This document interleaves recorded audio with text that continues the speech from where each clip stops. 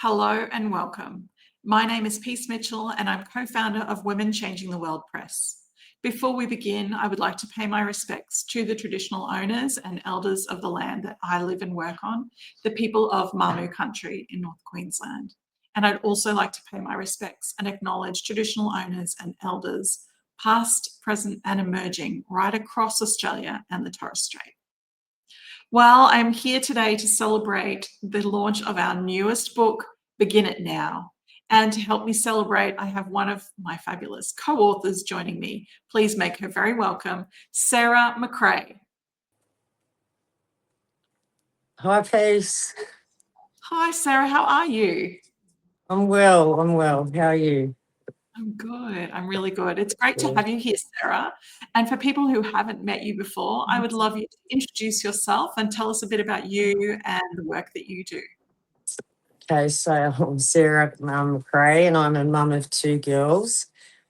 And I have created a program within the disability sector. Now it's 3 years since we started, and we've created an activity hub and services now that have reached from up to 3 regions and still growing, but it's for more. It's very inclusive and it's outside the box. So that's me, and I'm a strong advocate and a mum for with my daughter who's got disabilities. So it's my jam. Amazing, Sarah, and congratulations on everything you've achieved with your business as well. It's growing from strength to strength. Now, your chapter is called Beginnings in Chaos. Can you tell us why you chose this title for your chapter? Well, I chose it because I think it's like when you're going to do something, you just got to jump in and do it. Like you can't wait for all your ducks to be in a row, and we all want that perfect beginning and think that, oh, I've got to wait, we need this and we need that, or I'll wait till this or I'll wait till I get there. But you just got to jump in and get it done. And sometimes it lands in your lap and you've just got to work with what you've got. And before you know it, you've created something and it's put you on another path and journey. And so that was why I called it, Beginning in the Chaos. I love that chapter title. And you talk about in your chapter about how life can sometimes put you on a completely different path. And you talk about what happened to you at the age of around 18. Can you tell us a bit more about what happened and how this put you on a completely different path? Yeah, I was 2 weeks before I was turning 18, and I was an apprentice chef and doing my apprenticeship and young and life all ahead of me. And I went away to a country town, and I was in a situation where I was mugged and robbed and I was hurt and had broken bones and ended up in hospital and found out that I was pregnant. And my whole world came crashing to a stop.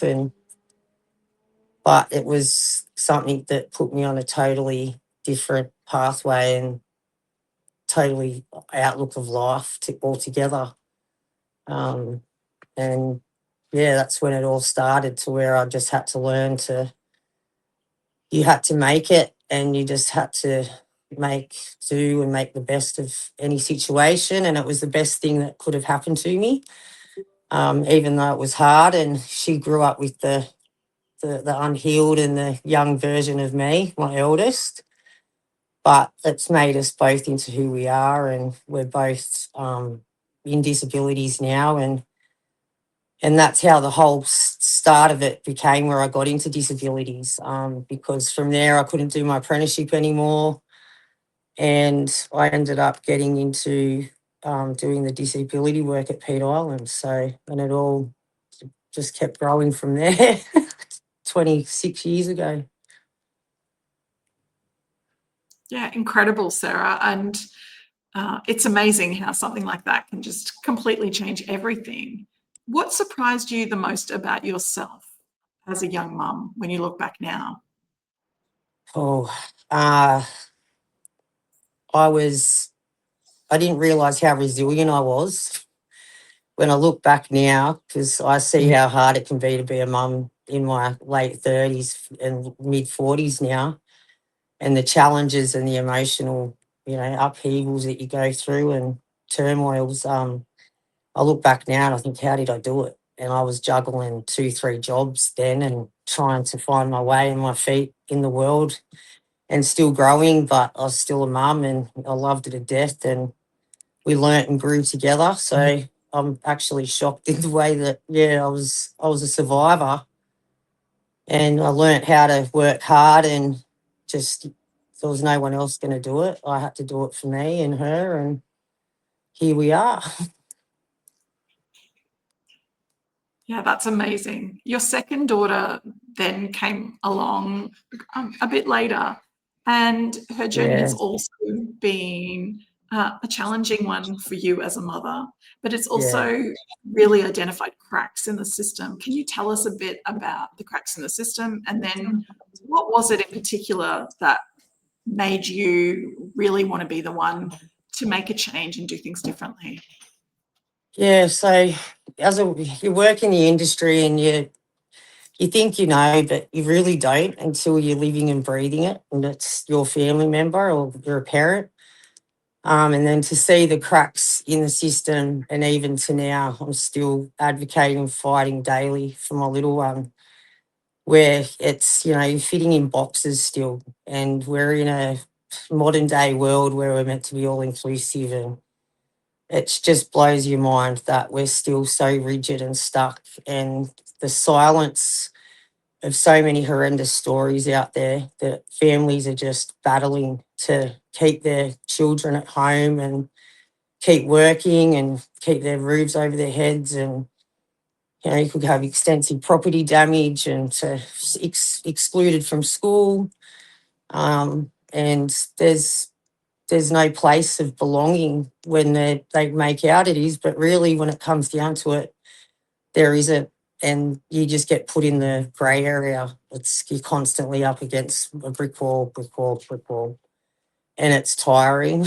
I'm not going to lie, but it also is days where you just want to give up.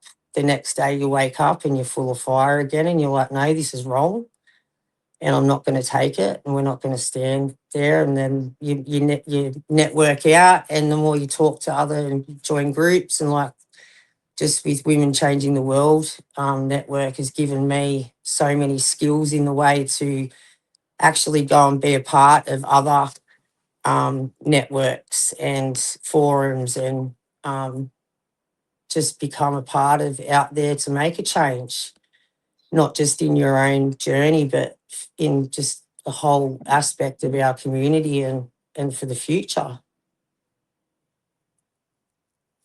Yeah, you've created something really incredible with the work that you do with the Phoenix Tribe as a result of the journey that you've had with both of your daughters. Can you tell us, if you were to go back in time and be able to say something to your younger self, I think she would be blown away about what you've created. What would you say to her? What advice would you have for your younger self? Oh, it's funny. I actually wrote a letter to my younger self. It was quite emotional. That you don't need, or everything that you perceive that you need. Like I was never academic, and I came from a middle, not a much money as growing up, but we were looked after and always struggling. And I just always thought, I wasn't good enough, and we didn't matter, and no one listened. And but really, if you really you lead your foot forward, and you do everything with pure intention of good intention and love, and that you just want to genuinely help and make a change, then you can do it. And it's driven me to where sometimes I wake up and I look around and I just go, wow, like it's got to pinch myself. Especially this year, because I've had to step out of the business a lot to care for my daughter, and family comes first. And then to see what I've created and to see it still growing and flourishing, and the participants, how they band together, and they fight for them for what needs to be fought for in the right ways, and they've got voices now, and we become a louder voice the more we are together. Is quite spectacular. And I would just say I've said is that the non-belief that I had, and I didn't see that in myself, is that I'd just go, hey girl, you've got it, and you can do it. And you're just as good as the next person. Everyone's got it. It's just you got to put the heart, the soul, and put your passion out there and go for it. Yeah, I love that so much. Well, thank you so much for being here with me today, Sarah. I've really enjoyed chatting with you, and I loved reading your chapter, and I know our readers are really going to enjoy it as well. Thank you so much it's been a privilege to be a part of it. So thank you. Oh, you're so welcome. And thank you everyone for tuning in today. You can grab your copy of Begin It Now at wcwpress.com. All right, bye for now. Thanks again, Sarah. See you next time. Bye guys. Bye. Bye.